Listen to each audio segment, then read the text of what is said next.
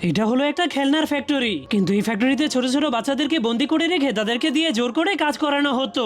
বাচ্চাগুলোকে অনেক কষ্ট করে সকাল থেকে সন্ধ্যা পর্যন্ত নিনজা পুতুল তৈরি করতে হতো। কিন্তু এই লোকটা অনেক টেনশনে ছিল, কারণ এখনই সেই ফ্যাক্টরির মালিক চলে আসবে। এই জন্য সে জলদি করে বাচ্চাগুলোর উপরে চিল্লাতে চিল্লাতে বলতে শুরু করে, জলদি করে কাজ কর। তখনই ফ্যাক্টরির মালিক ভিতরে এসে পানি চাইতে শুরু করে। একটা ছোট্ট মেয়ে তাকে গ্লাসে করে পানি খেতে দেয়, কিন্তু সেই অহংকারী মালিক সেই গরিব মেয়েটার হাতের পানি খেতে রাজি হয় না। যার কারণে শয়তান ম্যানেজার মেয়েটাকে লাঠি দিয়ে জোরে জোরে মারতে শুরু করে দেয়, কারণ এখানে কোনো বাচ্চাদেরকে এই কাজ থেকে 1 সেকেন্ডের জন্য থামতে দেওয়া হতো না। যার কারণে এই বাচ্চাটা কাজ করতে করতে অনেক ক্লান্ত হয়ে ভুল করে তার মালিকের মাফলার দিয়ে একটা নিনজা ডল বানিয়ে ফেলে। যার কারণে সে প্রচন্ড ভয় পেয়ে ক্ষমা চাইতে শুরু করে দিলেও ম্যানেজার তাকে বেধরম পিটাতে শুরু করে দেয়। তখনই মালিক এসে তার কাছ থেকে লাঠিটা কেড়ে নিয়ে বলে, ওকে মারছো কেন?